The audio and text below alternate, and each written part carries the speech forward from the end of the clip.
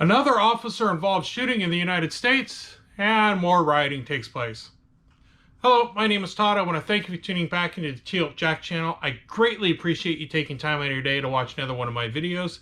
So this morning I woke up to disturbing news, and lo and behold, one more time, I see that there is rioting in the United States. Riots overnight there, 30 officers hurt and more than 30 people have been arrested after violence erupted overnight, Ainsley. Several stores looted and damaged during the unrest there. The protests growing now after police shot and killed a man who had a knife and wouldn't put it down.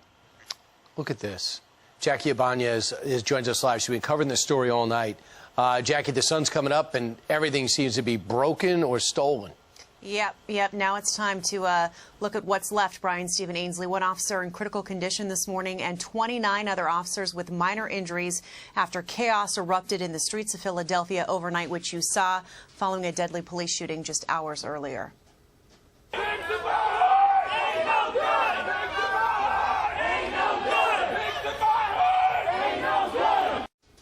Hundreds of people marching through the streets demanding police reform before violence erupted. Protesters were seen looting, throwing bricks and rocks at officers, setting a cruiser on fire, and even running a sergeant over. Look at this.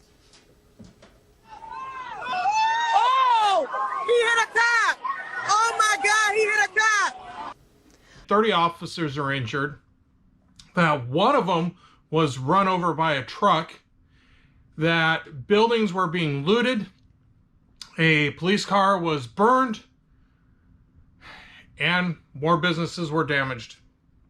All due because two police officers in Philadelphia shot and ultimately killed another male.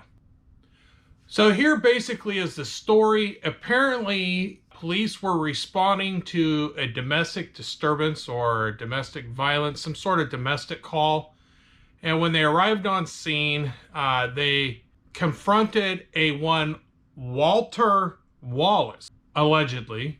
It happened at 61st and Locust in West Philadelphia. Police responded to a domestic dispute call and came upon a man with a knife. It will be up to an investigation to determine what happened minute by minute, but we can factually recount how it ended, with a man dead, filled by bullets fired by police. It is Monday night, and the big story on Action News tonight is a deadly police-involved shooting, and emotions are running high in the neighborhood. An investigation is already underway. Action News reporter Christy Aletto has the story. There are multiple recordings that detail how this went down, and you can see by that large crowd outside of Southwest Detectives tonight, residents are asking, could this have been handled differently? That's why many people here at 55th and Pine are protesting, while police have now set up a barricade around the facility. His mother tried to grab him. They kept telling people to move out the way. It was so fast and rapid. Several residents on 61st and Locust witnessed Monday's officer-involved shooting. We paused the video as it's too graphic to show in its entirety as police fired on the 27-year-old armed with a knife who neighbors have identified as Walter Wallace. After several times, and I don't know an exact number, of ordering the male to drop the knife, the two officers that were out there discharged their weapons, striking the male several times. It started as a domestic call before turning deadly. Multiple recordings from multiple angles on the block. Now, instantly you can hear people questioning why the police didn't use alternate forms. Why, one more time, I heard the statement, why they didn't just shoot him in the leg. Y'all could have pulled out a taser. Y'all could have shot him in the leg.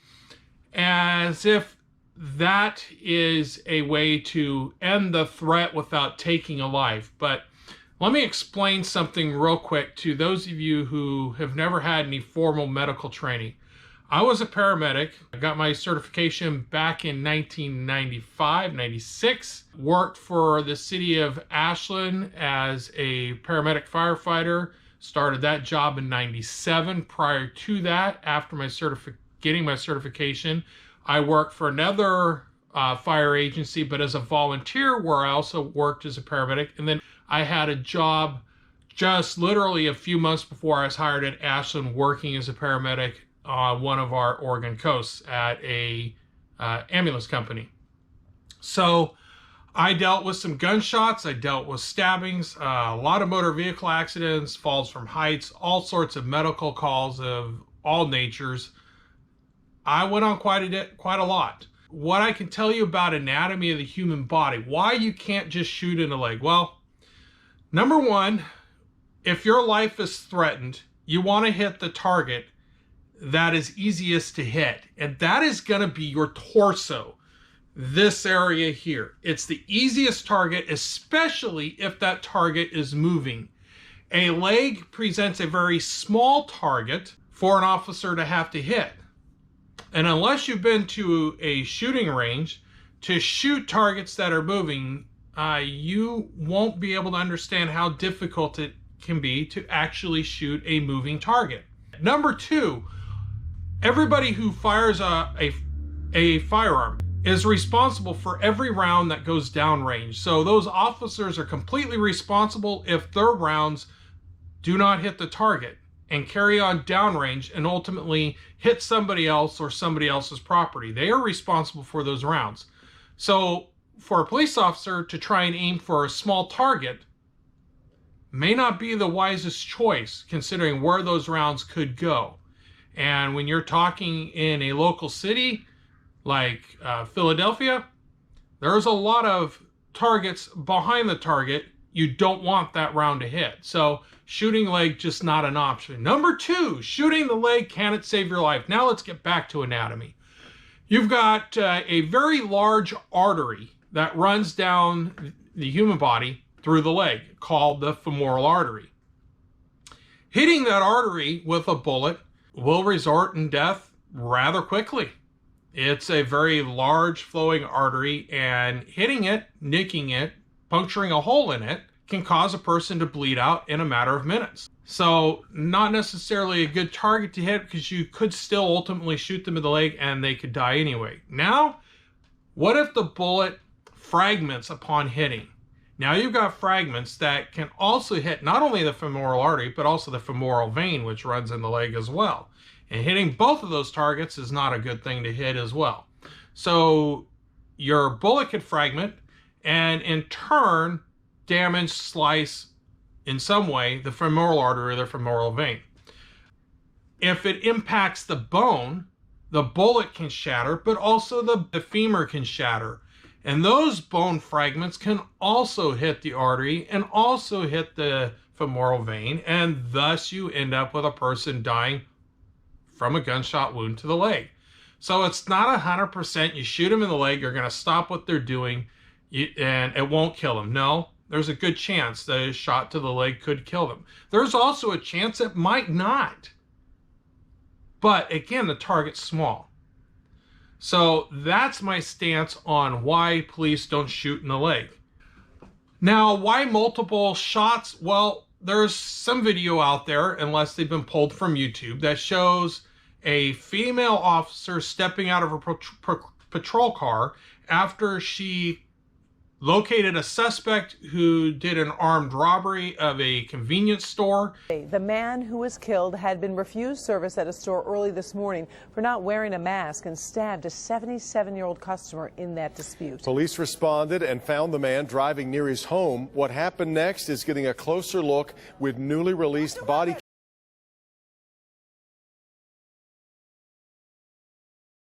And he managed to close the distance on her while she was shooting and still managed to get his hand on her firearm while she shot. She shot him multiple times and the guy kept coming. So there is a reason for multiple shots fired by the police. Why couldn't they have used a taser?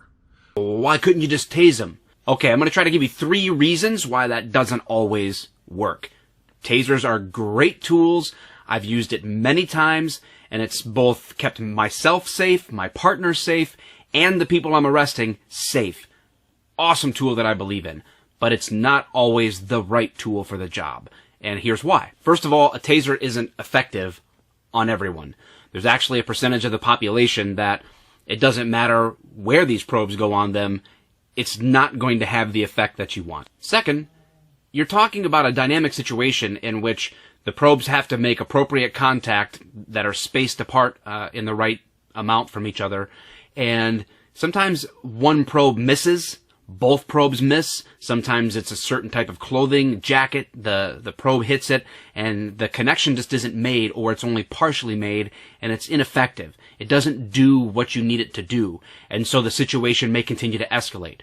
There's this video that's resurfacing on the internet lately about the Centennial Bridge shooting in Davenport, Iowa, where an officer ultimately had to use deadly force to save his own life as he approached a subject who had been accused of assaulting someone recently. He makes contact with them, he gives him a command to get on his knees, and the guy doesn't listen, and he tries to use a taser. But it doesn't work. Get in the fight. Get down on your knees. Get down on your knees.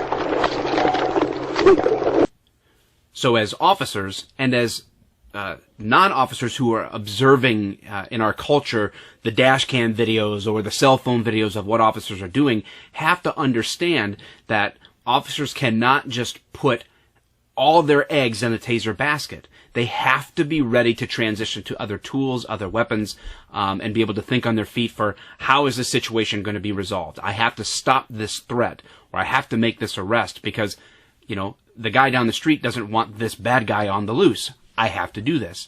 Sometimes we're left with no choice. But tasers just sometimes aren't going to work. They may even fail themselves. The battery's too low, or there's just a malfunction. So it's not as consistent as a firearm, despite how awesome it is, but sometimes it's just not going to work like you want it to. And lastly, you just don't bring a taser to a gunfight, or a knife fight, or a stick fight, or whatever you're fighting. The point is that you got to pick the right tool for the job. In some situations, I have seen personally where someone is disarmed with a deadly weapon they have by use of a taser, but it was because there was other officers present, and the opportunity to have one person with one type of weapon, a deadly weapon like a firearm, and another person with a non-lethal weapon like a taser or a beanbag gun or something like that, if your department has those.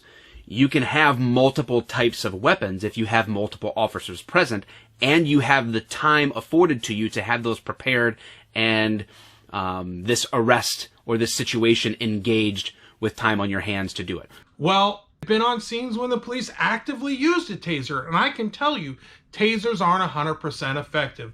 I've literally seen people shot with a taser and it not work. Ultimately, the officers do want to go home at the end of their shift. They don't want to be in another officer death in the line of duty. I looked through the video numerous times. So to answer the question, why not a taser in this incident? Well, I looked over their bodies from front to back from what I could see in the video, and there's not a taser to be seen on either of these officers. Usually it's distinguishable because they're bright yellow in color, and I saw no bright yellow coloring object on their gun belts or their duty belts anywhere. So that resource didn't seem to be available. So what's the community want those officers to do at that point?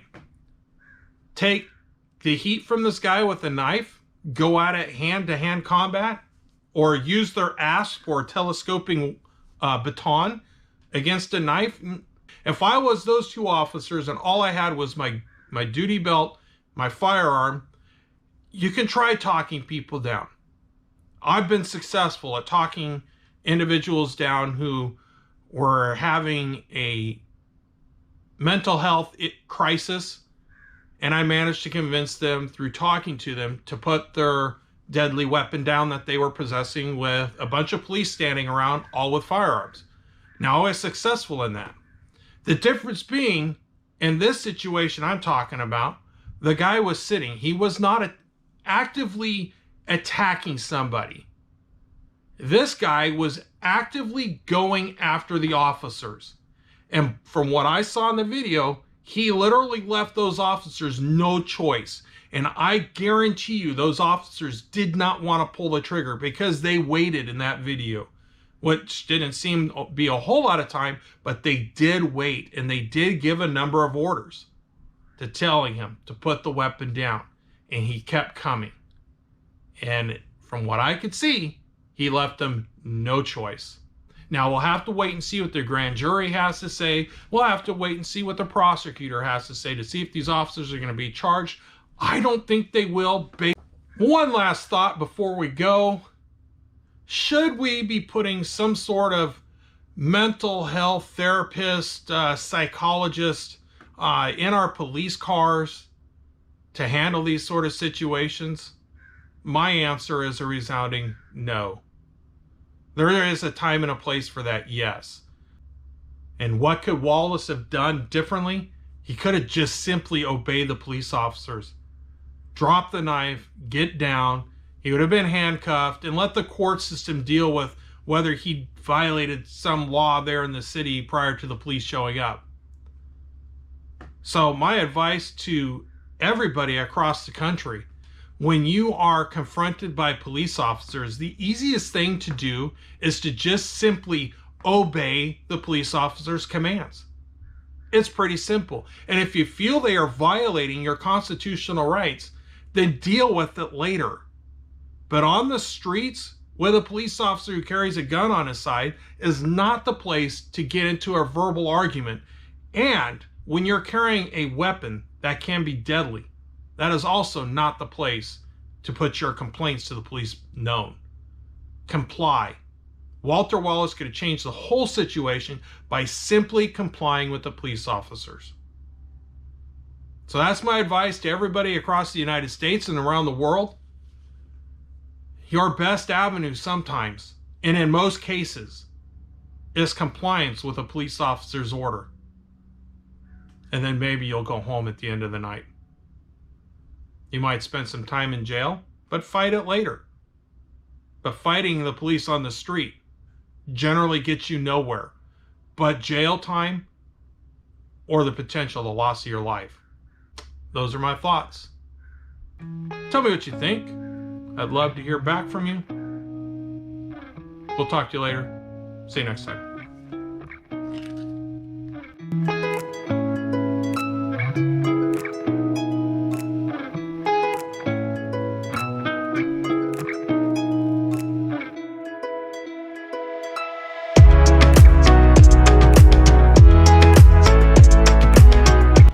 Hi, I want to thank you for taking time out of your day to watch one of my videos.